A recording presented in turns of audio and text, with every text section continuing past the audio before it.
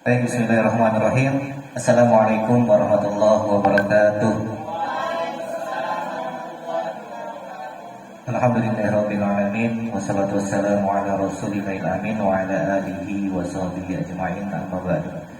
Puji dan syukur kita panjatkan kehadirat Allah Subhanahu wa taala atas segala limpahan rahmat serta karunia yang diberikan kepada kita sehingga kita dapat berkumpul di tempat ini. Mudah-mudahan adanya Allah senantiasa mengiringi setiap perjalanan kita. Amin. Selawat serta salam semoga senantiasa tercurahkan kepada junjungan kita Nabi besar Muhammad Sallallahu Alaihi Wasallam.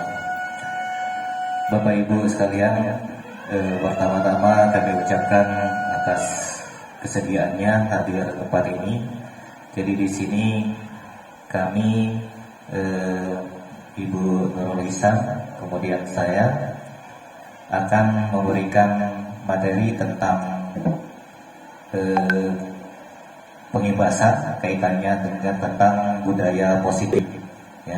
Jadi berkaitan dengan tugas kami sebagai calon guru penggerak angkatan 6 Kabupaten Lombok Barat. Untuk yang pertama nanti Ibu Nurul Hisam akan menyampaikan materinya, kemudian yang kedua nanti saya. Kemudian untuk kegiatan ini sendiri kita tidak menuntut apa-apa dari Bapak Ibu, tinggal Bapak Ibu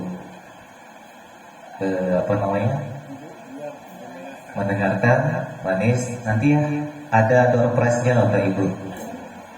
Itu ada teh pucuk di situ sebagai penyemangat kita. Jadi kita berada di atas pucuk, kita berada di atas gitu. Baiklah, untuk mempersingkat waktu Bapak Ibu, kami persilakan kepada Ibu Nurul untuk menyampaikan materinya. Sebagai tambahan sedikit, Ibu Nurul Hisam ini adalah seorang guru, bukan siswa, ya. Jadi beliau tugas pertama di sini kapan, Bu? Tahun 2009. Jadi sudah cukup lama. Kalau saya 2015. Beliau yang lebih senior dari saya sebenarnya.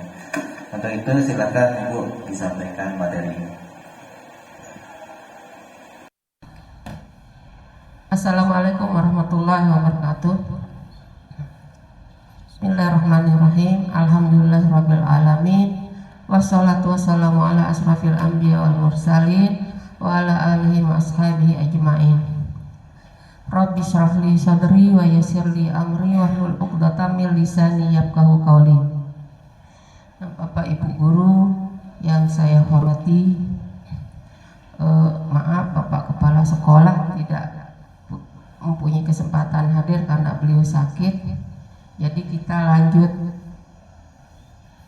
untuk memberikan pengimbasan modul 1.4. Di sini kami dari calon guru penggerak angkatan 6 karena diberikan tugas untuk mengimbaskan budaya positif.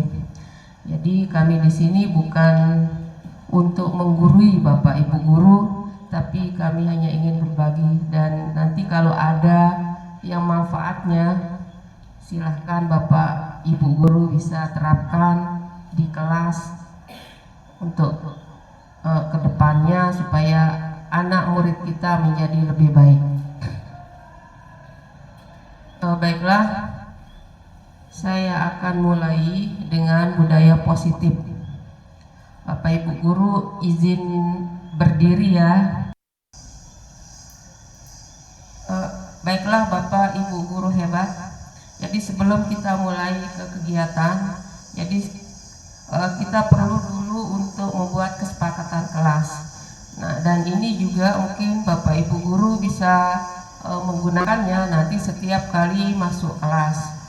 Nah, di sini kesepakatan kelas yang ingin kita gunakan yaitu hadir tepat waktu dan berpakaian rapi, menghargai pendapat rekan lain, mengikuti seluruh rangkaian dengan tertib, dan berbicara ketika diberikan kesempatan. Bagaimana Bapak Ibu guru, setuju enggak? Setuju. Ya, baik, terima kasih. Kita lanjutkan. Nah, ini mungkin juga nanti bisa Bapak Ibu guru ya untuk menerapkannya ketika memulai pelajaran untuk membuat kesepakatan kelas sehingga nanti muncul keyakinan kelas. Nah, sekarang untuk budaya positif ini mungkin kita berpikir ya,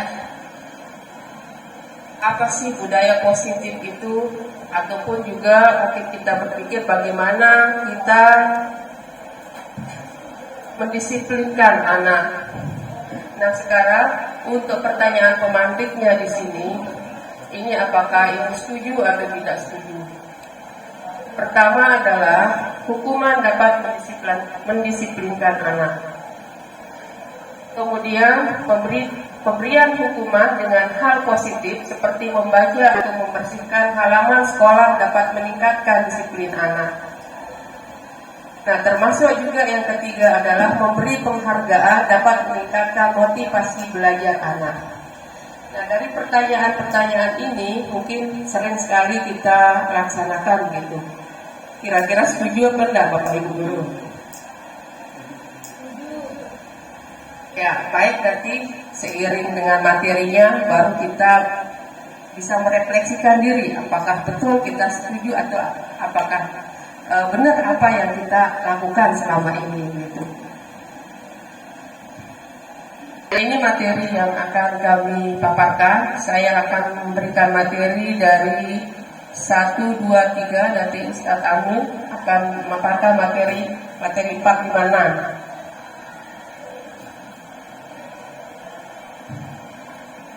Nah, sebelum kita mulai materi, pertama dulu ini kita mengubah paradigma atau pikiran kita. Ini diumpamakan Bapak Ibu mengepalkan tangan dengan menggenggam satu tulisan begitu, dan tulisan itu sangat penting atau sangat bermakna bagi Bapak Ibu guru.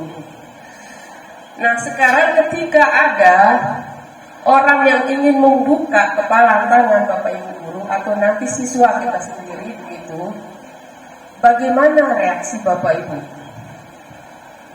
Coba dulu. Misalnya ada rahasia di kepala tangan Bapak Ibu guru, kemudian ada yang menggoda. Bagaimana caranya menggoda untuk membuka kepala tangan itu? Dengan mencubit, dengan hukuman, atau dengan memberikan iming-iming atau penghargaan. Apakah Bapak Ibu akan membuka kepala tangan Bapak Ibu guru? Bagaimana?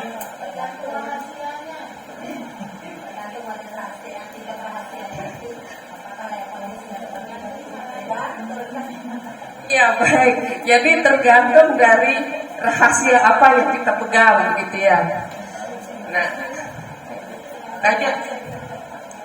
Nah, di sini maksudnya adalah ya, dalam kegiatan mengepalkan tangan itu adalah sungguhnya di sana siapa yang akan memegang kendali atau kontrol untuk membuka atau menutup kepala tangan kita itu? Apakah diri kita sendiri atau dipaksa dengan hukuman ataupun dengan penghargaan gitu ya.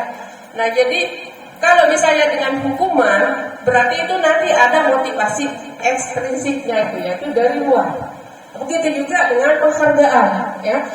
Jadi kalau misalnya dengan memberikan penghargaan baru mau membuka kepala tangan itu juga motivasi ekstrinsiknya. Nah, yang diinginkan di sini adalah bagaimana kita membuka tangan itu sendiri. Jadi atas dasar keinginan kita sendiri. Nah, itu yang diinginkan dulu. Jadi kita mau merubah dulu pikiran kita ataupun nanti ketika kita melaksanakannya di dalam kelas bagaimana merubah pikiran anak-anak untuk yang sering sekali melanggar aturan atau disiplin itu.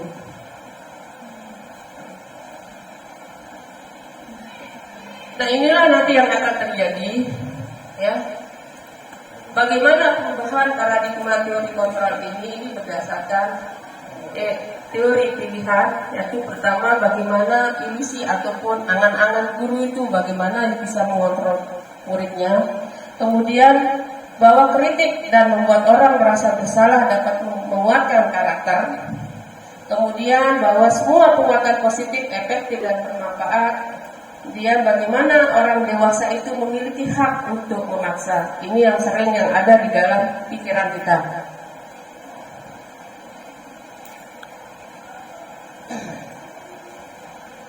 Nah, kemudian ini di perubahan paradigma ini, jadi siapa sungguhnya yang memiliki kontrol? Seperti tadi, ya.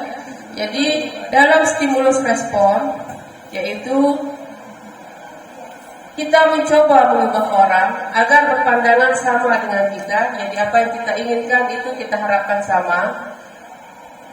Selanjutnya, perilaku buruk itu dilihat sebagai suatu kesalahan dan orang lain bisa mengontrol saya dan saya bisa mengontrol orang lain. Kemudian pemaksaan ada pada saat rujukan yang gagal.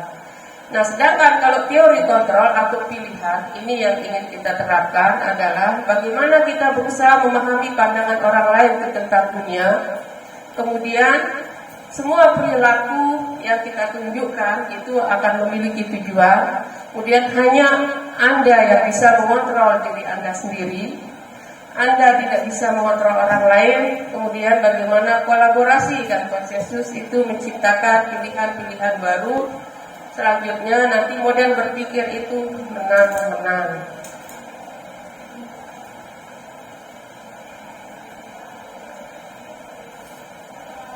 Nah, ini untuk disiplin positif, ya. Seperti yang diungkapkan oleh Dr. William Glasser. Apa yang dimaksud dengan disiplin positif, Pak? Nah, yaitu bagaimana kita belajar mengontrol diri dengan menggali potensi kita agar tercapai tujuan mulia, yaitu sesuatu menjadi seorang yang kita inginkan berdasarkan nilai-nilai yang kita hargai. Nah, jadi Anda itu tidak bisa mengontrol, atau Bapak Ibu Guru tidak bisa mengontrol orang lain hanya karena kita bisa mengontrol diri sendiri. Nah, seperti tadi tergantung apa yang diinginkan seperti tadi.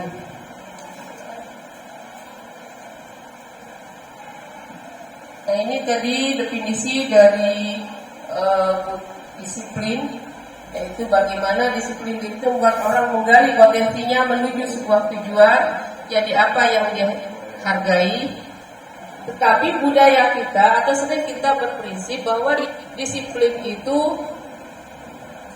kecenderungannya itu sama dengan memberikan hukuman, tapi sebenarnya bukan. Jadi disiplin itu adalah menjadi sesuatu yang dilakukan seorang pada orang lain untuk mendapatkan kepatuhan. Ini yang sering sekali salah, atau supaya mendapatkan hukuman, baru dia bisa kedisiplinan itu bisa ditanamkan. Tapi sebenarnya adalah bagaimana kita menggali potensi kita itu menuju sebuah tujuan apa yang kita hargai.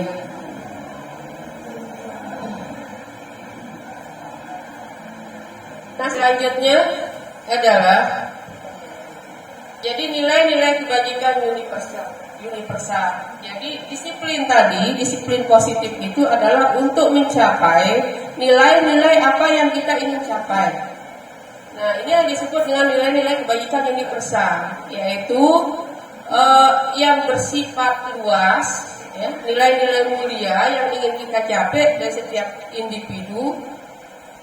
Nah, setiap perilaku itu tentunya pasti memiliki tujuan. Nah, sekarang dengan mengaitkan nilai-nilai kebajikan yang kita yakini, yaitu seseorang itu akan memiliki motivasi intrinsiknya yang ada dari dalam diri sendiri. Jadi kita mau membuka diri gitu. Nah, sementara kalau nilai-nilai kebajikan yang ingin dicapai oleh anak Indonesia itu adalah yang disebut dengan profil pelajar Pancasila. Ini yang ingin kita tuju, bagaimana kita nanti menerapkan budaya disiplin positif itu supaya anak-anak bisa mencapai dari profil pelajar Pancasila, yaitu beriman, bertakwa pada Tuhan Yang Maha Esa, dan berakhlak mulia. Dan yang kedua, mempunyai sikap mandiri, terus bernalar kritis, kemudian berkebinekaan global, bergotong royong, dan kreatif.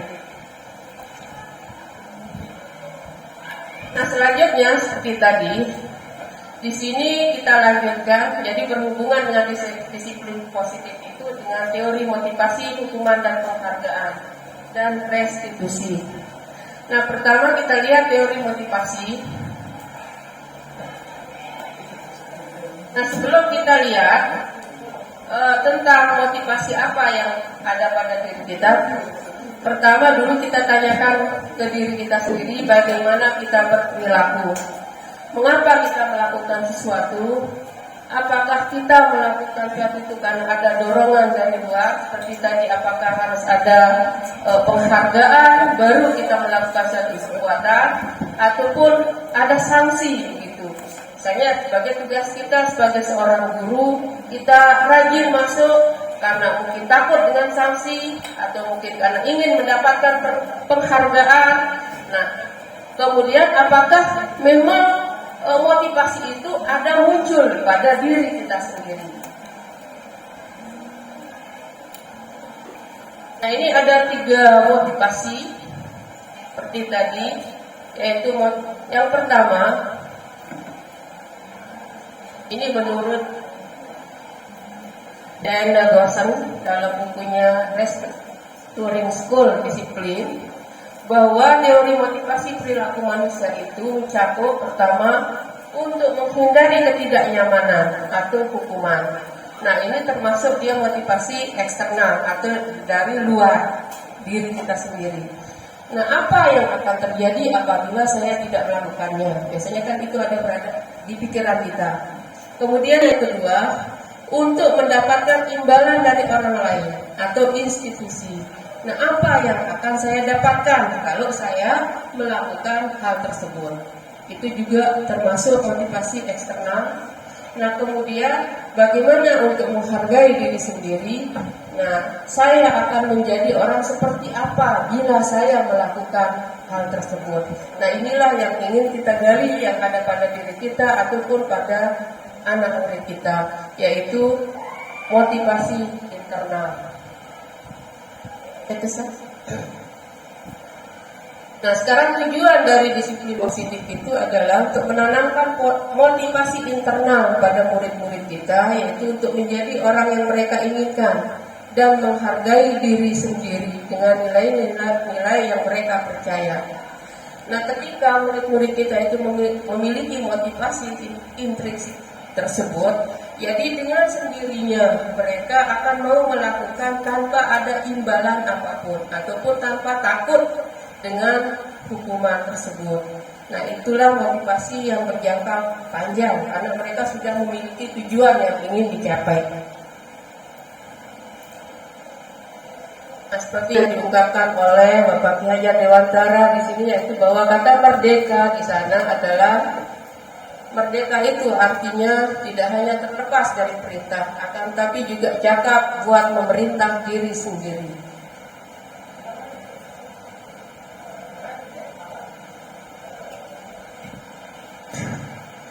Nah, sekarang kita lihat dihukum oleh penghargaan di sana judulnya. Jadi bukan hukuman saja sebenarnya yang membuat lemah mental kita ataupun anak didik kita, tapi penghargaan juga termasuk membuat mental kita ataupun anak didik itu lemah. Kalau terus menerus itu dibudayakan. Jadi kadangkala penghargaan itu tidak bagus, tetapi juga perlu juga kita adakan. Jadi istilahnya di sini adalah kita menggunakan berbagai macam metode itu bagaimana supaya anak itu merasa sadar diri di dalam melakukan ataupun mengerjakan tanggung jawabnya. Nah, di sini bahwa penghargaan berlaku sama dengan hukuman. Dalam arti meminta atau membujuk seseorang melakukan sesuatu untuk memenuhi suatu tujuan tertentu dari orang yang meminta atau membujuk. Dorongannya itu bersifat eksternal, atau nanti akan tercapai faktor ketergantungan. Karena nanti kalau misalnya penghargaan ataupun misalnya hadiah mungkin yang kita berikan terus menerus kepada anak itu, ketika kita menghentikan penghargaan itu, nah anak-anak itu menjadi malas kembali untuk melakukan suatu perbuatan. Mungkin begitu juga dengan diri kita kadang-kadang ya, Bapak Ibu.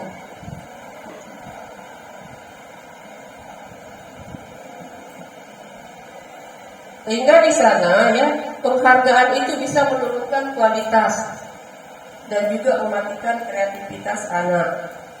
Kalau hanya menginginkan hadiah ataupun penghargaan saja, sehingga dorongan dari dirinya itu kalau sudah berhenti ada penghargaan, malas lagi untuk bersihkan kelasnya dan sebagainya.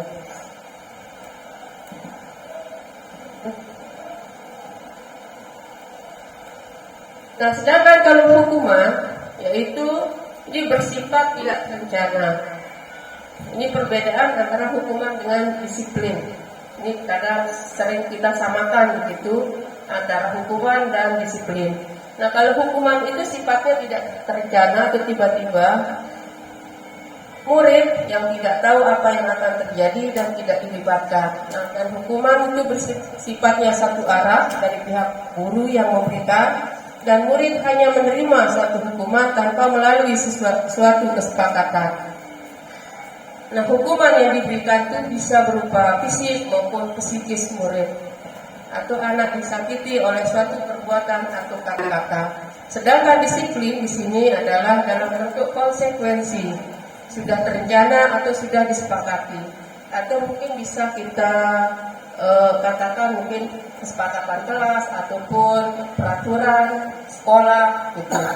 Jadi sudah dibahas dan disetujui oleh murid dan guru. Umumnya bentuk-bentuk konsekuensi dibuat oleh pihak guru sekolah dan murid sudah mengetahui sebelumnya. Nah, seperti aturan-aturan yang ada di sekolah kita kan sudah ada dipajang sana sini, sehingga murid itu bisa mengetahui apa sih aturan yang ada di sekolah.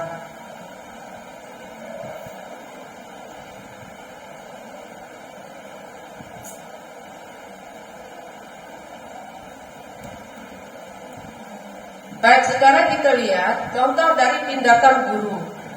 Apakah itu merupakan hukuman atau konsekuensi? Satu, mencatat 100 kali di dalam buku kalimat, saya tidak akan terlambat lagi karena terlambat ke sekolah. Apakah itu termasuk hukuman atau konsekuensi? Jadi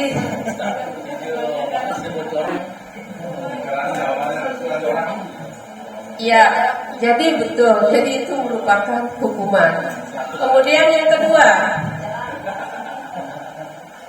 lari mengelilingi lapangan basket 2 kali karena terlambat hadir di sekolah. Jadi itu hukuman. Kemudian murid diminta untuk push up 15 kali karena tidak menggunakan masker ke sekolah. Ya, jadi itu termasuk hukuman. Kemudian selanjutnya, menggantikan kertas tugas teman yang telah dicoret-coret. Konsekuensi. Jadi apa yang dilakukan itu harus dia tanggung jawab gitu. Itu bedanya nanti hukuman dengan konsekuensi. Kemudian membersihkan tumpahan air di meja tulis karena tersenggol pada saat belajar. Ya, jadi betul itu konsekuensi.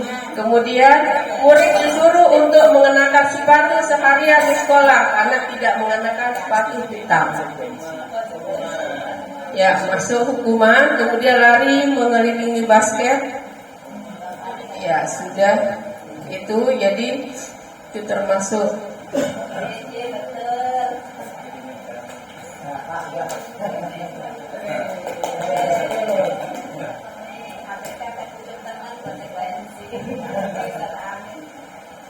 Baik, jadi ini perbedaan antara hukuman dan konsekuensi.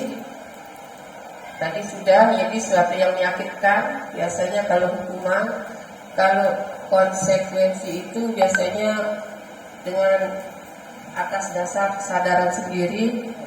Jadi kalau hukuman nanti membuat anak akan sakit fisik maupun fisik untuk jangka waktu yang lama. Kadang juga anak yang tidak mau atau mungkin tidak mau menerima hukuman itu kadang akan menimbulkan dendam juga. Itulah makanya kita juga harus berhati-hati untuk melihat apakah anak-anak itu nanti termasuk nanti yang pendendam dan sebagainya ketika kita memberikan sebuah konsekuensi di sini.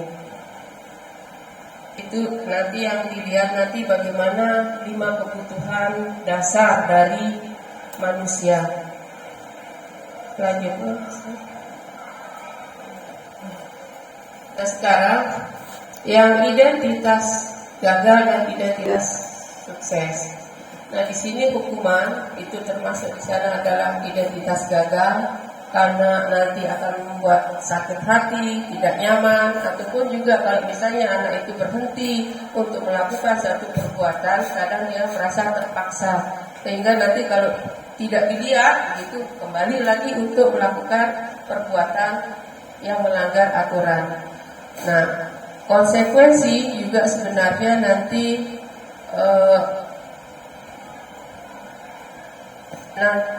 nanti ciri-cirinya di sana sesuatu harus terjadi menimbulkan tidak nyaman untuk murid anak dalam jangka waktu pendek. Itu bedanya dengan hukuman.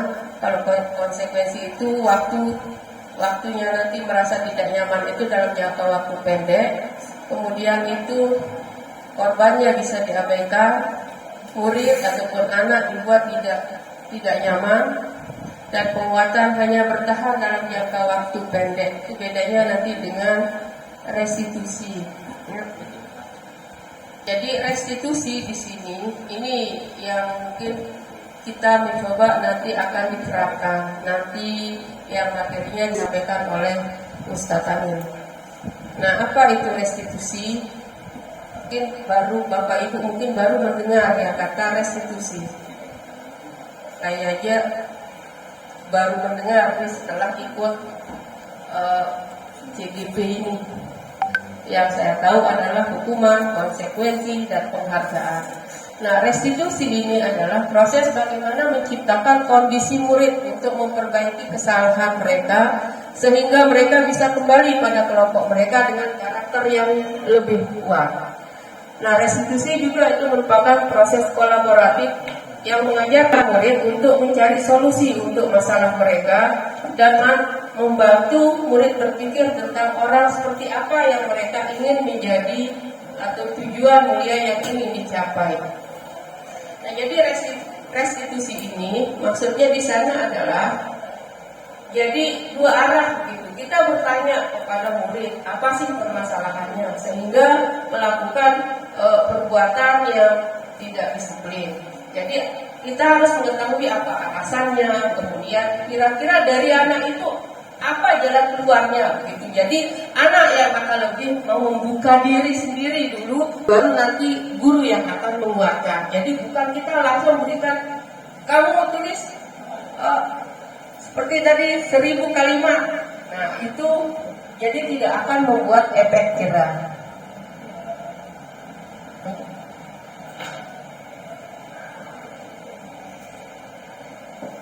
Nah baik, ini ciri-ciri dari restitusi. Jadi bukan untuk menebus kesalahan, namun untuk belajar dari kesalahan. Jadi siswa itu nanti bukan apa yang dikerjakannya itu bukan untuk menebus kesalahannya, tapi belajar dari kesalahan. Kemudian juga nanti memperbaiki hubungan, jadi antara temannya mungkin bermasalah atau dengan gurunya.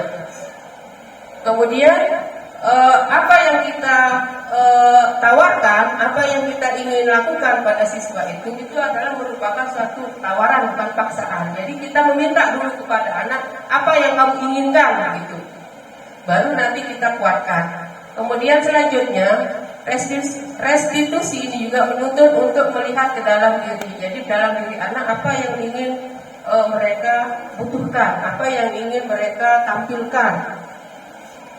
Kemudian restitusi diri adalah cara yang paling baik. Jadi itu di antara hukuman dan konsekuensi. Nah, dengan cara restitusi ini itu salah satu cara nanti untuk mendisiplinkan anak seperti tadi dengan cara yang paling baik yaitu restitusi.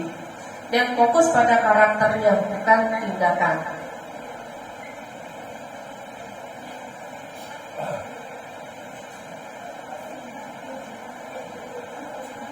Baik, sekarang untuk yang ketiga yaitu tentang keyakinan kelas. Apa sih sebenarnya bedanya itu aturan dengan keyakinan? Yang sering kita dengar itu kan aturannya, peraturan, aturan kelas, aturan sekolah. Nah, sekarang muncul di sini keyakinan kelas atau keyakinan sekolah. Nah, bedanya di sini kalau peraturan itu jadi sudah dibuat baku oleh antara murid dengan guru ataupun dengan sekolah ataupun dengan wali murid ataupun dengan komite. Nah, sementara keyakinan kelas ini maksudnya nilai-nilai apa yang muncul dari aturan-aturan itu. Jadi memang dia bergandengan. Jadi ada aturan di sana. Kemudian apa yang kita ambil dari aturan itu sebenarnya itu maksudnya keyakinan kelas atau keyakinan sekolah.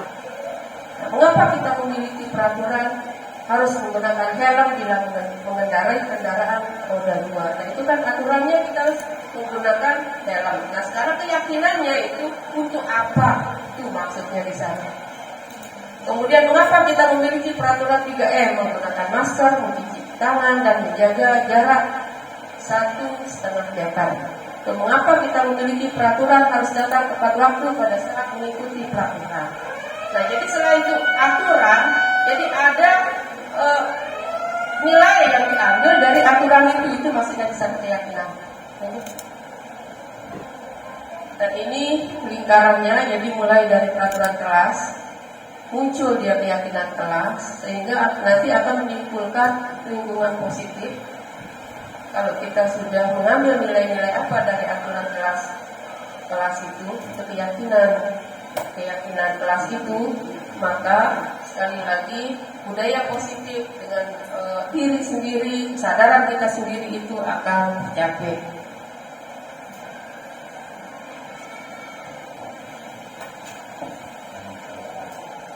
Sekarang kita lihat yang mana yang merupakan keyakinan kelas. Pertama, di sana kita lihat di kolom kiri, kesepakatan kelas datang tepat waktu, mengucapkan salam. Nah, kita lihat yang kolom sebelah kanan di kesepakatan kelasnya, kami guru dan murid yang saling menyayangi. Kami murid yang semangat belajar. Kami murid yang peduli dengan teman-teman. Nah, kira-kira yang sebelah mana yang merupakan keyakinan kelas di sini? Iya, ini di sebelah kanan sana. Yang sebelah kirinya itu merupakan kesepakatan atau aturan yang dibuat oleh kelas. Nah, sementara nilai yang diambil itu misalnya anak datang tengah mengucapkan salam, maka karena kita saling menyayangi begitu.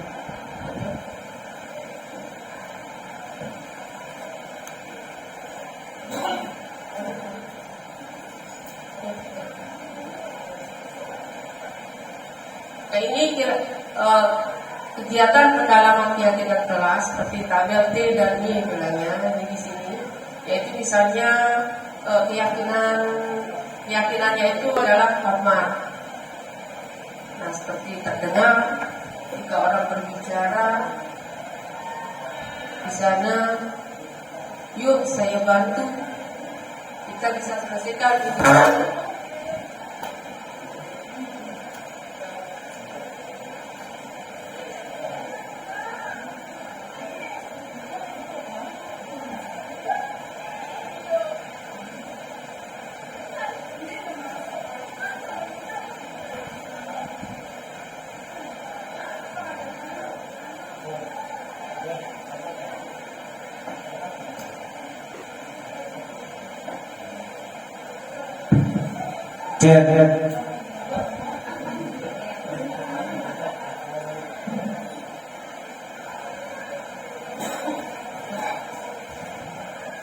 Baik,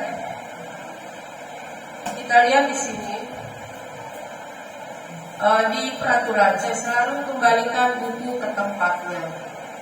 Itu peraturannya. Nah, kira-kira keyakinan kelas apa yang kita ingin tanamkan di sana? Kita disiplin, tanggung jawab, gitu kan. Kemudian dilarang mengganggu orang lain. ya, ya.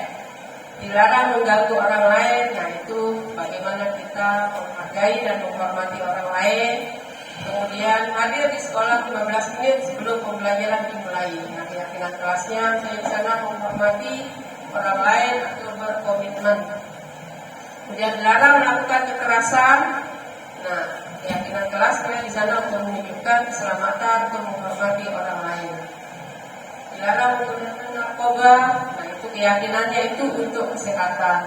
Dan bergantian atau menunggu giliran, itu nanti untuk menghormati orang lain yang bersabar. Jangan lari di kelas atau koridor. Nah, itu keyakinan kelasnya di sana adalah keselamatan dan keamanan. Baiklah, jadi itu materi yang saya sampaikan. Nah, ini yang untuk materi 4, 5, 6-nya itu di sana adalah praktiknya. Nah, ini luar biasa, di sini kita akan dapatkan ilmunya. Baiklah Bapak Ibu Guru, jadi dari materi yang tadi yang sudah kita sampaikan, yaitu tentang paradigma baru, terus keyakinan kelas. Nah, di sini kita bisa menyimpulkan dulu tentang disiplin positif. Disiplin positif itu merupakan pendekatan untuk mendidik anak untuk melakukan kontrol diri dan pembentukan kepercayaan dirinya. Nah, selanjutnya, jadi untuk menerapkan disiplin positif itu, nah nanti yang ingin dituju itu adalah supaya anak-anak murid kita itu mempunyai nilai kebajikan dan nanti keyakinan kelas yang diambil dari aturan-aturan kelas ataupun kesepakatan kelas ataupun kesepakatan sekolah. Nah, itu yang bisa diambil. Nah, tadi sudah kita bahas tentang apa sih bedanya keyakinan kelas dengan kesepakatan kelas. Jadi kalau kesepakatan kelas itu merupakan aturan-aturan yang dibuat, sementara keyakinan itu adalah nilai-nilai yang diambil dari aturan tersebut. Sehingga nanti nilai kebajikan yang akan dicapai itu akan tercapai, yaitu terciptanya peserta didik yang mempunyai yang akan mewujudkan profil Pancasila, yaitu yang 5P itu. Kita lanjut dengan materi selanjutnya, yaitu tentang kebutuhan dasar manusia dan dunia berkualitas. Nah, untuk mewujudkan nilai-nilai ataupun profil Pancasila itu, nah maka para peserta didik kita harus seorang guru, seorang pendidik itu harus melihat kebutuhan apa yang ada pada diri manusia, termasuk juga pada anak-anak didik kita. Nah, inilah yang menjadi kebutuhan dasar manusia, yaitu pertama yaitu bertahan hidup, yaitu atau survival. Nah, ketika anak-anak itu misalnya nanti kelaparan ketika belajar, nah maka mereka akan merasa gelisah di dalam kelas karena kebutuhan dasar untuk bertahan hidup itu tidak ada. Kemudian selanjutnya adalah yaitu kasih sayang dan rasa diterima. Nah, nanti ketika misalnya anak-anak didik kita itu kurang kasih sayang di rumahnya, nah maka mereka juga akan berbagai macam reaksi yang ditunjukkan di dalam kelas. Itulah makanya sering kita dapatkan anak didik mungkin yang banyak mengganggu temannya. Nah, itu mungkin untuk mencari perhatian dari guru ataupun perhatian dari orang tua mereka di rumah. Selanjutnya di sini adalah kebutuhan power atau penguasaan. Selanjutnya yaitu kebutuhan kesenangan. Nah, ini kesenangan, kadang-kadang mereka senang mengganggu temannya atau senang untuk melakukan mungkin perbuatan yang tidak disiplin karena ingin memuaskan diri mereka, tetapi dengan cara yang salah. Selanjutnya adalah kebebasan. Nah, mereka ingin bebas, sehingga itulah yang bagaimana kita memberikan kebebasan peserta didik itu untuk belajar dengan gaya mereka sendiri, sehingga kita bisa memetakan apa sih gaya peserta didik itu, bagaimana model-model belajar mereka. Nah, sehingga kita bisa menggunakan beraneka ragam metode yang sesuai dengan kebutuhan murid. Nah, untuk lebih jelasnya tentang kebutuhan dasar manusia ini, Bapak Ibu guru coba tonton video berikut ini.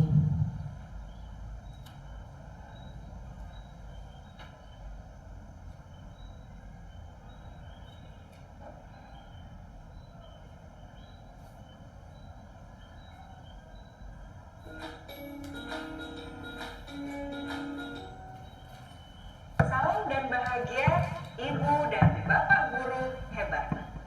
Untuk membangun budaya sekolah yang positif dengan lingkungan yang aman dan mendukung murid untuk menjadi pribadi yang berdaya, seimbang, dan bahagia, salah satu upaya yang dapat dilakukan oleh guru adalah memahami kebutuhan dasar yang mendasari perilaku murid.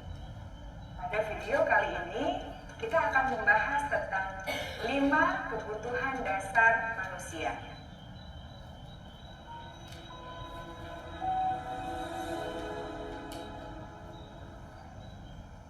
Ki Hajar Dewantara dalam salah satu kutipannya menyatakan, kita ambil contoh perbandingannya dengan hidup tumbuh-tumbuhan. Seorang petani dalam hakikatnya sama kewajibannya dengan seorang pendidik yang menanam padi misalnya. Hanya dapat menuntun tumbuhnya padi. Ia dapat memperbaiki kondisi tanah, memelihara tanaman padi, memberi pupuk dan air, membasmi ulat-ulat atau jamur-jamur yang mengganggu hidup tanaman padi, dan lain sebagainya. Ketika guru memahami kebutuhan apa yang mendasari perilaku murid, dan guru berusaha menuntun dan mendukung murid dalam memenuhi kebutuhannya secara positif, pada hakikatnya guru tersebut ibarat seorang petani yang sedang berusaha memahami kebutuhan masing-masing tanaman, dan ia berusaha memenuhi kebutuhan tanaman tersebut agar dapat tumbuh dengan subur dan maksimal. Dr. William Glasser, seorang psikiater dari Amerika Serikat, menyatakan bahwa seluruh tindakan manusia memiliki tujuan tertentu, yaitu memenuhi kebutuhan dasarnya. Ketika kelima kebutuhan dasar telah terpenuhi secara memadai, maka murid akan tumbuh dengan seimbang dan bahagia. Sebaliknya, ketika kebutuhan dasar tidak terpenuhi dengan baik, maka seseorang akan mengalami emosi negatif, seperti bosan, sedih, dan kecewa. Bahkan mereka dapat melakukan perbuatan yang bertentangan dengan nilai-nilai kebajikan atau melanggar peraturan. Dengan kata lain, perilaku buruk seseorang biasanya adalah respons dari kebutuhan yang tidak terpenuhi. Namun, mereka tidak tahu cara untuk menyampaikannya. Ada 5 kebutuhan dasar manusia menurut Dr. William Glasser, yaitu yang pertama, kebutuhan untuk bertahan hidup atau survival. Yang kedua, kebutuhan untuk merasa diterima atau love and belonging. Yang ketiga, kebutuhan akan kebebasan atau freedom. Yang keempat, kebutuhan akan kesenangan atau fun.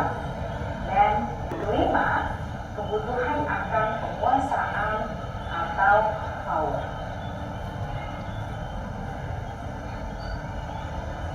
Kebutuhan dasar yang pertama adalah kebutuhan yang bersifat fisiologis untuk bertahan hidup atau survival.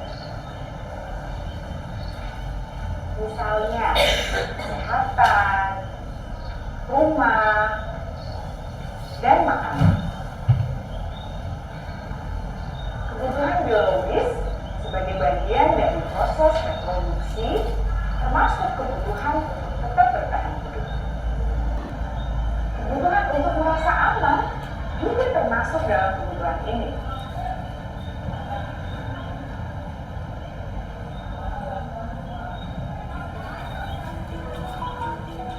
Agar murid dapat belajar dengan baik, kebutuhan mereka akan merasa aman, pangan, sandang, dan papan harus terpenuhi. Bagaimana mungkin mereka dapat belajar dengan baik bila mereka datang ke sekolah dengan perut yang lapar atau bila rumah mereka kebanjiran?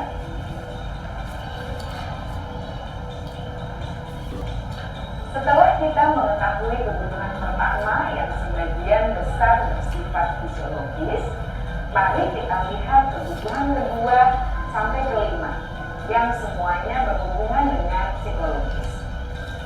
Mari kita lihat kebutuhan yang kedua, yaitu kebutuhan akan perasaan diterima oleh kelompok atau komunitasnya, atau kebutuhan love and belonging.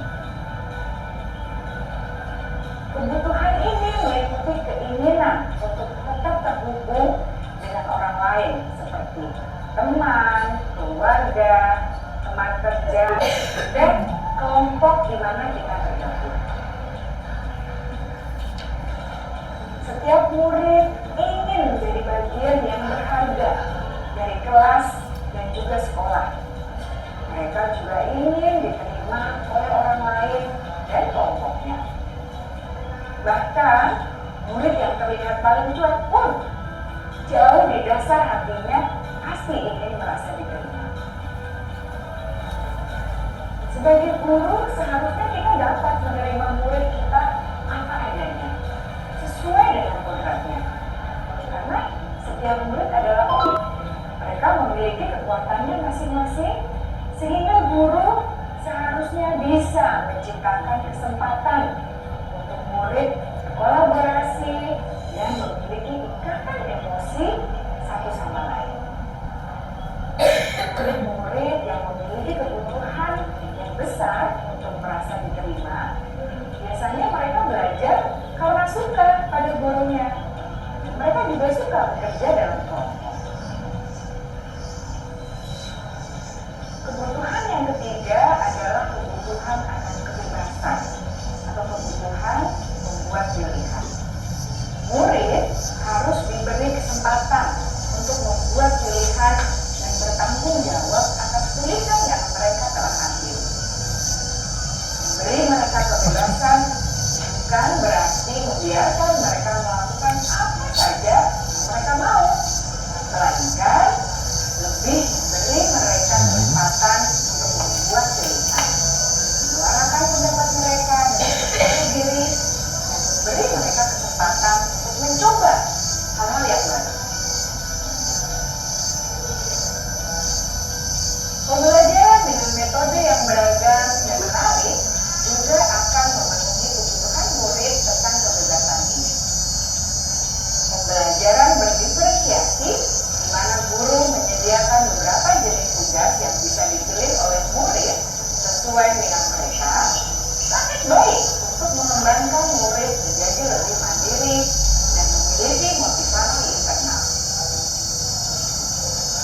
Karena kebutuhan akan kebebasan pada dasarnya adalah kebutuhan untuk mandiri, memiliki otonomi, memiliki pilihan, dan mampu mengendalikan arah hidupnya sendiri.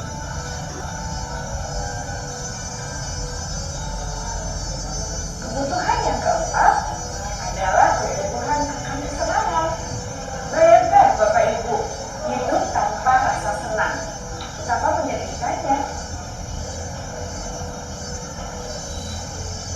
Glasser menghubungkan kebutuhan akan kesenangan dengan belajar. Jangan sepelekan kebutuhan murid untuk merasa senang di kelas. Sebagai guru, jangan ragu-ragu untuk dengan sengaja memasukkan kegiatan yang menyenangkan dalam kelas. Murid-murid dengan kebutuhan dasar kesenangan yang tinggi ingin menikmati apa yang mereka lakukan. Mereka juga konsentrasi tinggi saat mengerjakan hal-hal yang disenangi.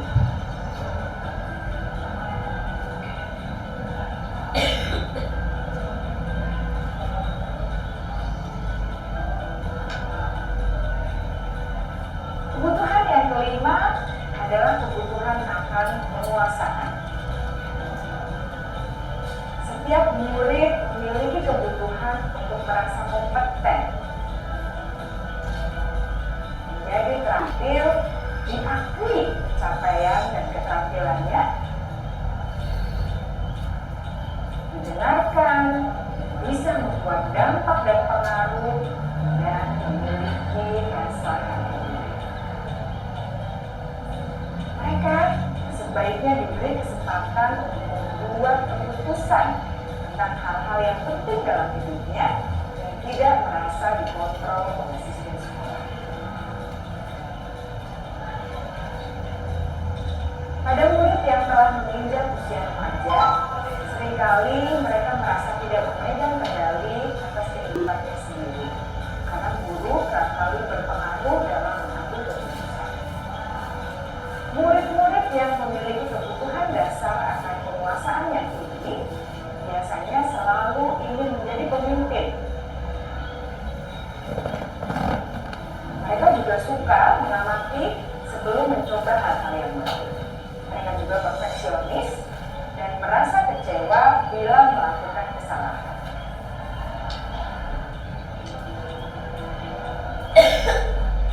Ibu dan bapak guru sangatlah penting bagi kita untuk mengetahui kebutuhan dasar murid-murid agar kita memahami alasan dibalik sikap dan tingkah laku mereka. Bila murid berperilaku buruk atau melanggar peraturan sehingga tindakannya tidak sesuai dengan nilai-nilai kebajikan, maka guru harus mencari tahu alasan yang mendasari tindakan tersebut dan kebutuhan apa yang belum terpenuhi.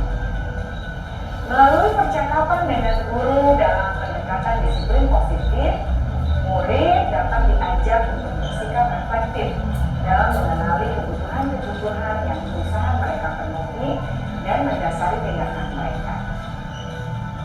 Jika guru mengabaikan perilaku buruk murid, maka perilaku tersebut akan berpengaruh pada suasana kelas yang kurang kondusif dan akan berpengaruh pada tujuan dari pendidikan itu sendiri.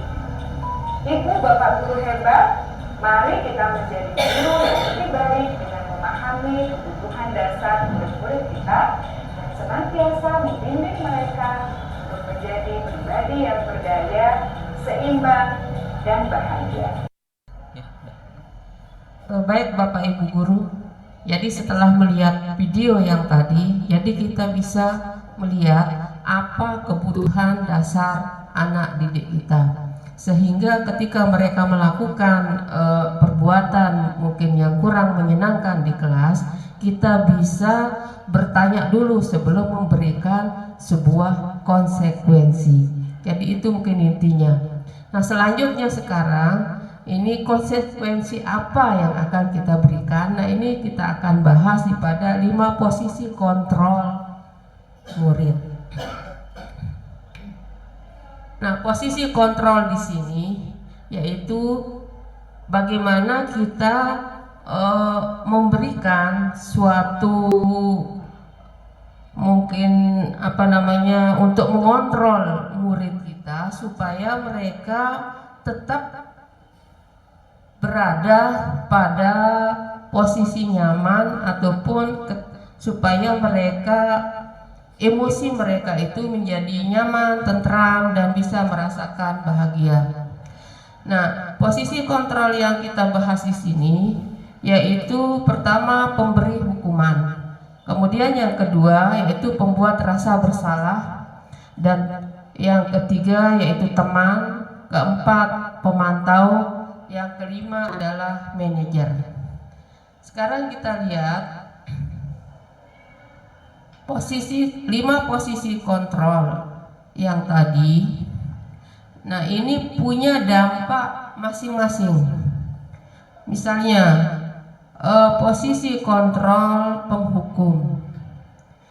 Nah mungkin yang sering kita lakukan pada saat ini yaitu posisi penghukum, atau bisa jadi nanti pembuat merasa bersalah atau teman ataupun pemantau. Misalnya kalau posisi penghukum itu biasanya satu arah, Jadi guru itu tanpa bertanya apapun langsung menghukum begitu ketika anak didik itu melakukan perbuatan yang melanggar nilai-nilai kebajikan tadi.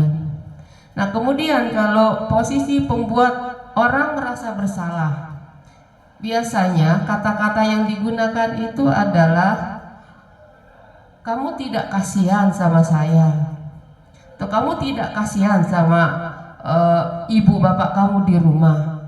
Nah, itu supaya anak-anak itu muncul rasa bersalah dalam hatinya. Nah, kalau posisi teman ini biasanya kita mengatakan sudahlah, besok jangan diulangi lagi, silahkan duduk. Nah, kalau pemantau, nah ini mungkin yang sering kita lakukan juga pemantau. Bagaimana kita mengingatkan peserta didik dan mengukur seberapa nilai-nilai apa yang sudah dilanggar. Nah, kemudian nanti akan muncul juga nanti konsekuensi yang akan diterapkan. Nah, yang paling ideal di sini adalah posisi manajer. Nah, ini mungkin baru kita dengar Bapak Ibu guru ya. Jadi posisi manajer inilah yang paling ideal, yaitu bagaimana kita mengajukan pertanyaan-pertanyaan terlebih dahulu, apa sih penyebabnya sehingga mereka melakukan perbuatan yang tidak baik. Nah, tapi untuk lebih jelasnya lagi, Bapak Ibu guru bisa melihat video berikut ini.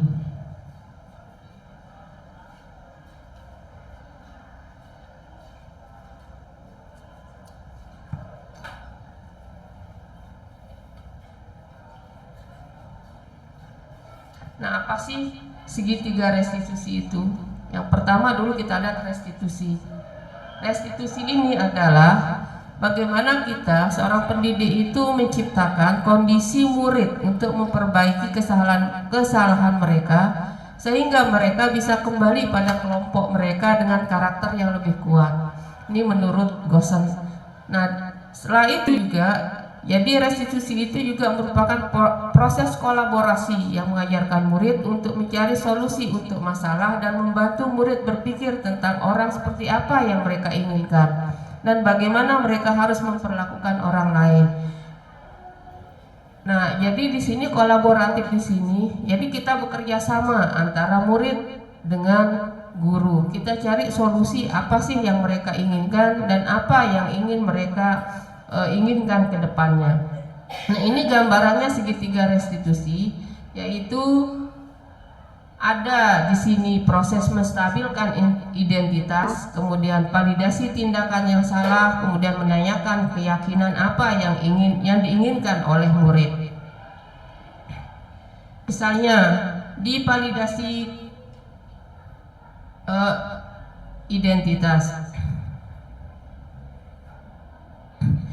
Jadi kita bisa mengatakan pada murid yang tadi misalnya yang kita panggil yang mempunyai masalah, jadi setiap orang pasti pernah melakukan kesalahan, atau kamu bukan satu-satunya yang pernah melakukan ini. Jadi anak itu kalau kita ungkapkan seperti yang tadi, anak itu dia tidak merasa dihukum begitu, sehingga mereka mungkin mau membuka tangan mereka seperti yang tadi dengan ungkapan kepalan tangan. Jadi bisa mau membuka diri mereka apa sebenarnya permasalahan yang terjadi pada mereka, sehingga mereka berbuat tidak nyaman pada siswa yang lain ataupun kepada sekolah. Nah, selanjutnya yaitu kita validasi tindakan yang salah. Nah, memvalidasi tindakan yang salah di sini misalnya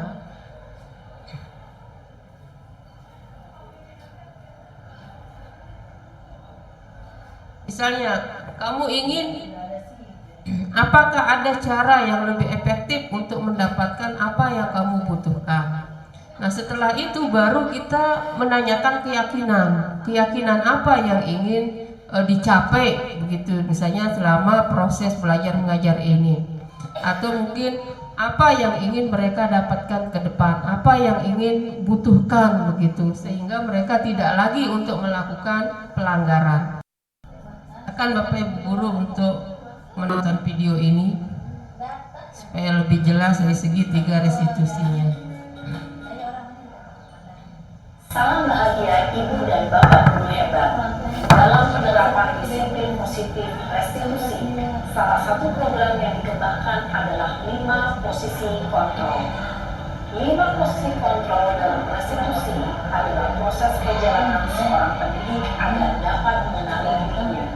Pada video kali ini, kita akan membahas tentang 5 posisi kontrol yang dikembangkan oleh Diane Grossen dan contoh penerapannya.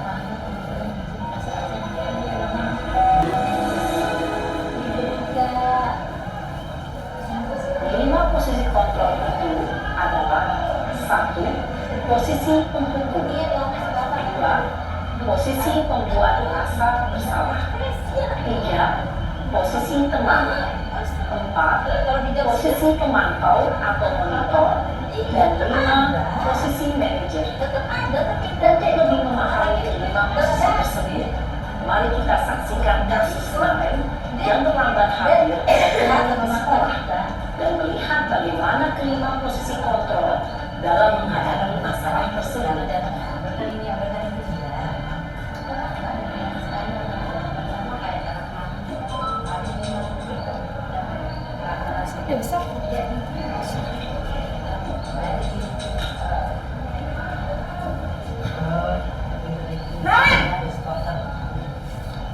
Sini kamu. Selalu terlambat. Kamu deh, pasti terlambat. Saya Apa? Apa coba? Alasan kamu apa lagi? Kapan sih kamu tidak terlambat? Malas sekali ya kamu jadi anak. saya Dasar pemalas. Gak kapok-kapok sih kamu. Sudah berapa kali terlambat? Sana, kamu keliling lapangan basket 2 kali. kenapa saya harus keliling lapangan basket, Bu? Kenapa? Kamu melawan ibu? Berani-beraninya jawab. Sudah terlambat, masih berani jawab pula. Sekarang, keliling lapangan basket 5 kali sekalian, biar kapok. Cepat, pergi sana ke lapangan basket. Posisi penghukum biasanya berbicara dengan nada tinggi, menghardik, menunjuk-nunjuk, menyakiti, dan menyindir. Hukuman bisa berupa fisik maupun psikis. Ibu dan Bapak guru hebat, dampak yang terjadi pada murid ketika guru berada pada posisi penghukum adalah murid cenderung akan memberontak, bahkan menyimpan dendam.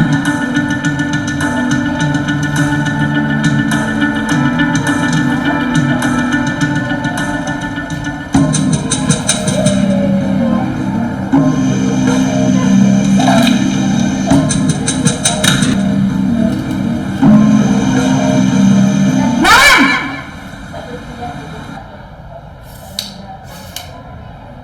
Selamat pagi, Bu. Naren, kamu kenapa terlambat lagi, nak? Ya Tuhan, Naren, kamu senang ya bikin ibu susah ya? Kalau kamu terlambat lagi, nanti ibu yang ditegur bapak kepala sekolah, nak. Disangka ibu tidak bisa membina kamu.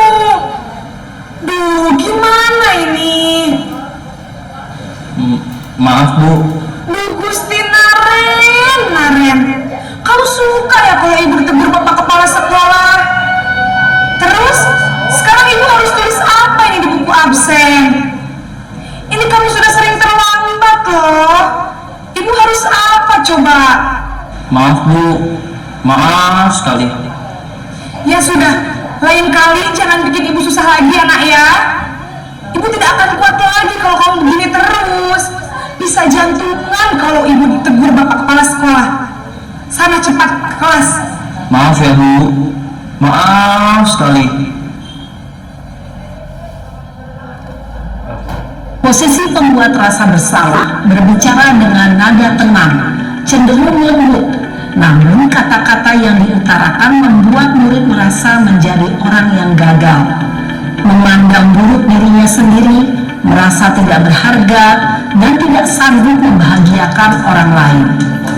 Ketika guru mengambil posisi pembuat rasa bersalah, murid akan menganggap dirinya yang bersalah dan ia akan menyimpan emosi negatif tersebut di dalam dirinya.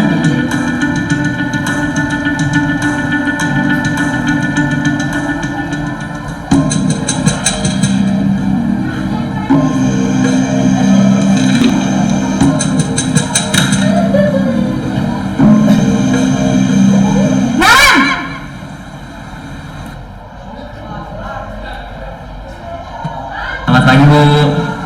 Wah, sudah jam berapa ini, Nak? Terlambat lagi ya, sayang. Iya, Bu.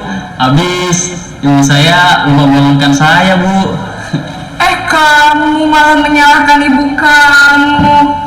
Kamu bukannya anak yang larinya paling kencang. Kok terlambat sih? Iya, Bu. Saya memang terlambat bangun tadi. Jadi, biarpun saya lari kencang, tetap gak kejar, Bu. Ya sudah sana, nanti lain kali larinya lebih kencang lagi ya, biar gak terlambat lagi. Bikin seneng ibu, demi ibu, bisa kan? Bisa lah, Bu. Ya sudah sana masuk kelas, ibu beresin urusan absen kamu. Kamu ini ada-ada saja. Dalam posisi teman, guru berbicara dengan nada suara ramah, akrab, cenderung bersenda gurau untuk menjaga suasana tetap santai. Murid akan merasa senang, aman, dan akrab dengan guru. Identitas yang tercipta adalah identitas sukses atau berhasil. Namun, perlu diingat, karena ini masih dorongan eksternal, maka ada faktor ketergantungan dari murid kepada orang tertentu. Di sini, guru absennya, sehingga di lain waktu, murid bisa berperilaku baik, namun hanya kepada orang-orang tertentu saja.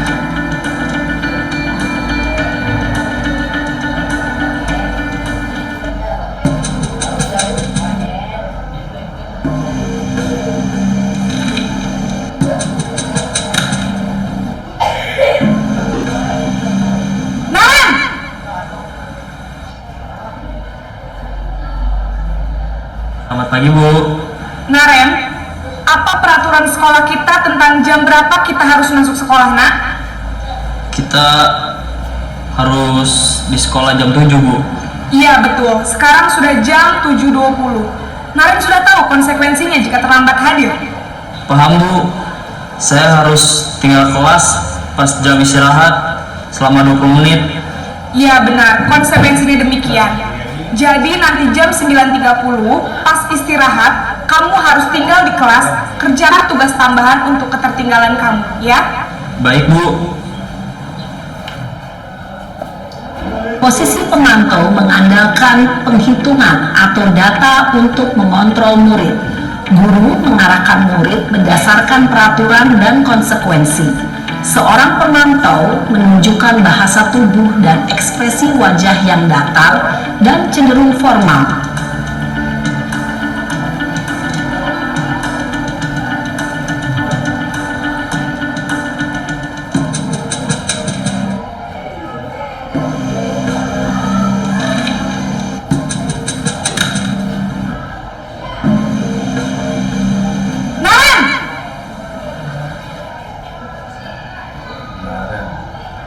Selamat pagi, Bu. Selamat pagi, Naren. Maaf, Bu. Saya terlambat. Iya, sekolah masuknya jam 7, sekarang sudah jam 7.20. Jadi sekarang bagaimana ini, Naren? Maaf, Bu. Saya lupa setel alarm saya semalam. Baiklah, menurut kamu, keyakinan sekolah yang mana yang perlu kamu tingkatkan? Menghargai diri sendiri dan orang lain mungkin, ya, Bu. Setuju. Jadi, apakah Naren meyakini prinsip saling menghormati tersebut? Iya, Bu. Saya meyakininya. Apa Apakah Naren bersedia memperbaiki masalah keterlambatan ini?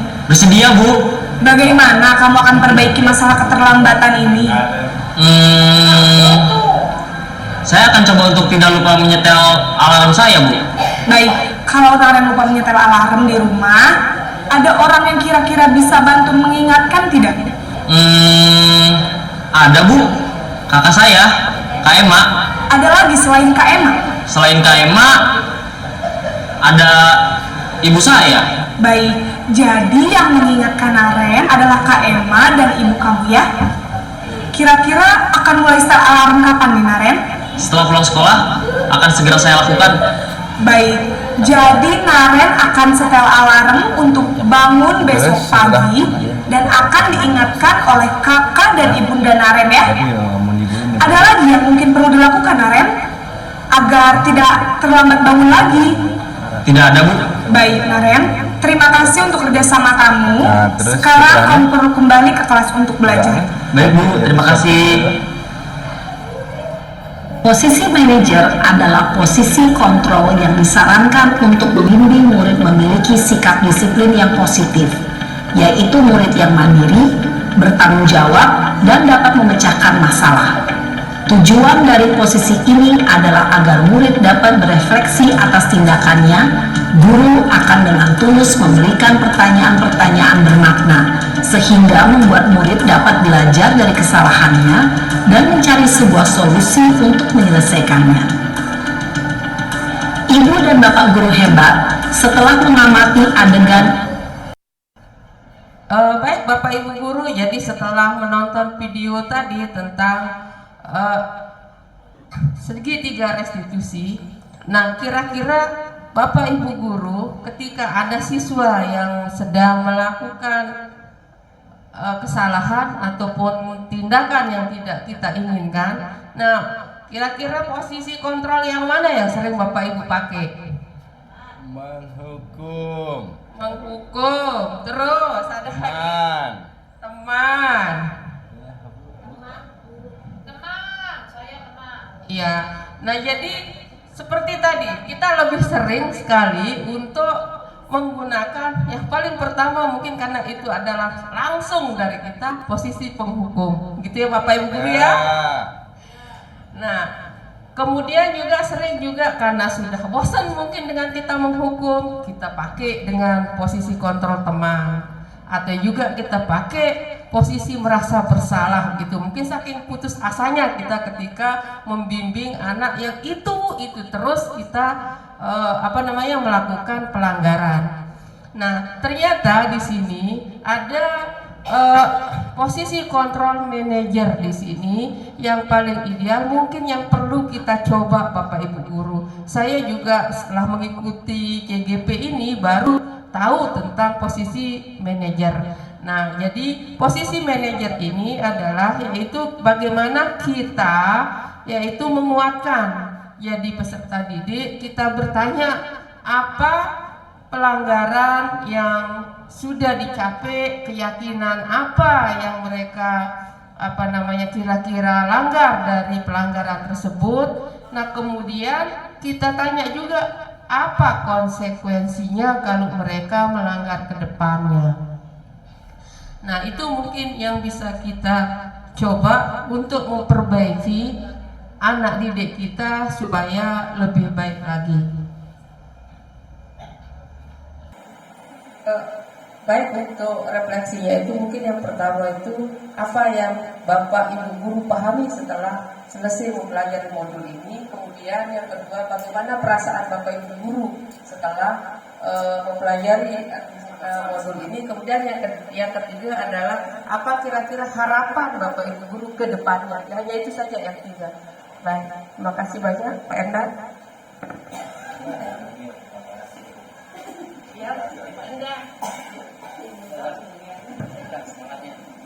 Terima kasih kepada narasumber yang luar biasa semangatnya dan sukses apa yang diinginkan.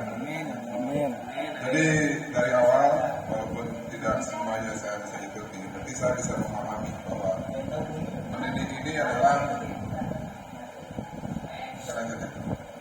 bahwa dalam proses pembelajaran mendidik siswa kita itu pada dasarnya adalah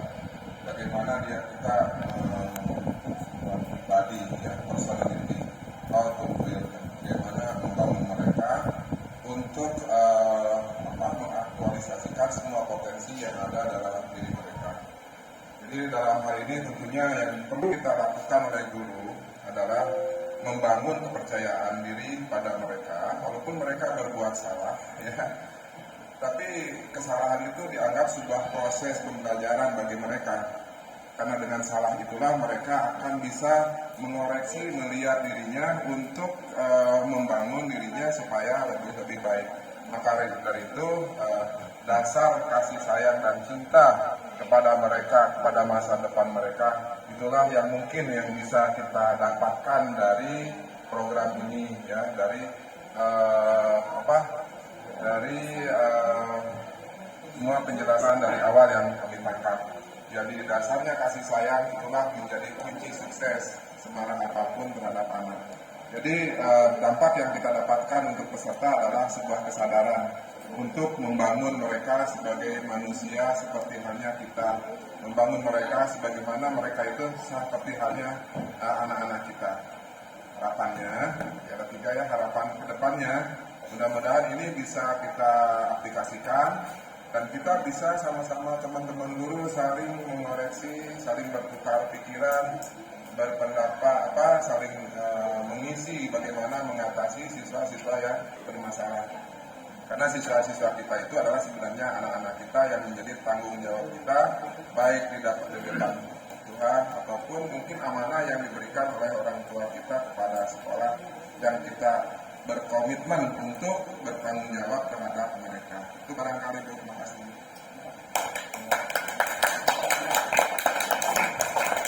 Oke, terima kasih Bapak Endar, support sekali, luar biasa. Selanjutnya Ibu Nani.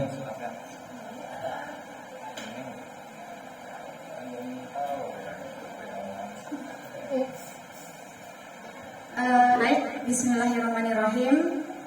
Jadi dari pemaparan Ibu Bapak yang sudah dijelaskan tadi, terdapat beberapa hal yang saya pahami, yaitu mengenai 5 posisi kontrol sebagai guru. Jadi di sini saya merupakan guru, bisa dibilang guru yang baru masuk dan masih banyak belajar. Jadi dari 5 posisi kontrol ini saya dapat mengetahui beberapa hal, bagaimana kita mendidik, bagaimana kita mengajarkanlah siswa tersebut. Karena kayak yang pertama tadi contohnya itu posisi penghukum. Jadi di sini ketika kita menghukum siswa, ada beberapa siswa yang memang dia itu menyimpan dendam dan lain sebagainya. Jadi dengan itu saya tahu, oh ternyata kalau saya menghukum siswa saya akan berdampak seperti ini gitu. Dan ketika mungkin ada di salah satu posisi kontrol itu juga kita berposisi kita sebagai teman. Nah, ada suatu kasus, ada seorang siswa yang memang benar-benar nakal, walaupun saya menjudge, walaupun saya marahi, walaupun saya dan lain sebagainya, dia tidak mau mendengarkan, dia tidak mau peduli. Jadi salah satu alternatif yang dilakukan itu ialah dengan dekat kepada anak tersebut, harus menjadi temannya. Jadi di sana saya berkomunikasi, saya menanyakan apa permasalahannya, apa yang sedang dia rasakan, apa yang dia hadapi. Akhirnya anak tersebut membuka apa masalahnya dan lain sebagainya. Jadi dengan seperti itu nanti anak ini dia bisa menghargai kita, oh ternyata ibu ini dia bisa loh diajak sebagai teman gitu. Jadi itulah yang saya dapatkan untuk materi yang disampaikan oleh bapak-bapak ini. Kemudian perasaan saya itu tentunya sangat senang sekali karena mendapatkan ilmu-ilmu baru, karena saya juga masih baru. Dan apa harapan kedepannya itu tentunya saya dapat menerapkan beberapa 5 posisi kontrol ini. Itu saja, terima kasih banyak. Oke, terima kasih Bapak Ibu yang luar biasa refleksinya.